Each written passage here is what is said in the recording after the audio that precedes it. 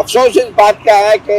آج کی کارروائی بھی ایک رسمی کارروائی نکلی اور کسی قسم کے کوئی ٹھوس دلائل نہیں ہوئے، کسی قسم کے کوئی احکامات نہیں جاری کیے گئے، اور یہ معاملہ اب ایک بار پھر دسمبر کے تیسرے ہفتے میں، آخری ہفتے میں، بلکہ سردیوں کی چھٹیوں کے بعد تک مؤخر کر دیا گیا ہے۔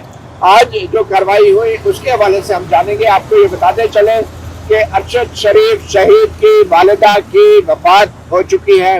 وہ انصاف کے لیے پکارتی رہی ہیں، ملزمان کو انہوں نے نامزد کیا، ان کی ایف آئی آر نہیں کاٹی گئی، جن گواہان کے نام دیے کہ ان سے تفتیش کی جائے، ان ملزمان سے تفتیش نہیں، ان لوگوں سے، ان گواہان سے تفتیش نہیں کی گئی، اور آج پہلی سماعت تھی ارشد شریف شہید کی والدہ کی وفات کے بعد، اور آج بھی یہ کارروائی محض ایک کاغذی کارروائی رہی، اور آئینی عدالت کے 2 ججوں نے آج بیٹھ کے اس کو ایک رسمی کارروائی کے طور پہ سنا اور ایک نئی تاریخ دے دی ہے۔ 3 سال ہو چکے ہیں، وفاقی حکومت مکمل طور پہ ناکام ہے کوئی بھی پیش رفت دکھانے کے لیے، اور آج وفاقی حکومت کی طرف سے ایڈیشنل اٹارنی جنرل عامر رحمان جو پیش ہوئے، انہوں نے محض اتنا بتایا کہ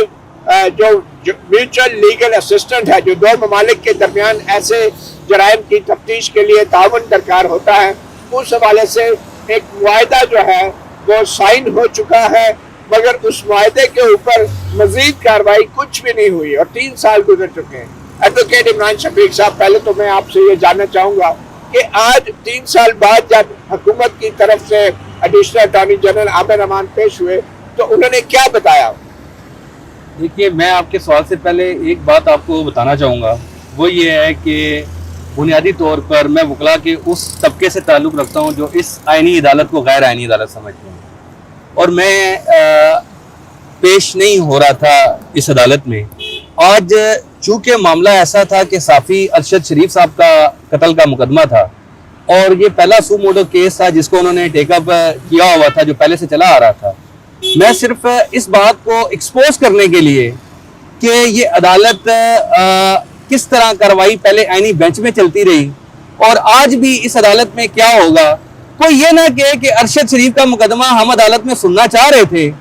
اور کوئی وکیل ہی ہمارے پاس پیش نہیں ہوا کہ ہم اس مقدمے میں کوئی بہت بڑا انقلاب لے کر آ جاتے اور مجرموں کو کیفر کردار تک پہنچا دیتے، اور مرحوم کو یا اس کی جو والدہ ہے جو آج وہ بھی مرحوم ہو چکی ہیں اس مقدمے کو دیکھتے دیکھتے، ان کو ہم انصاف دینے کی پوزیشن میں ہیں۔ تو یہ ایکسپوز کرنا بہت ضروری تھا، اور ورنہ امیدیں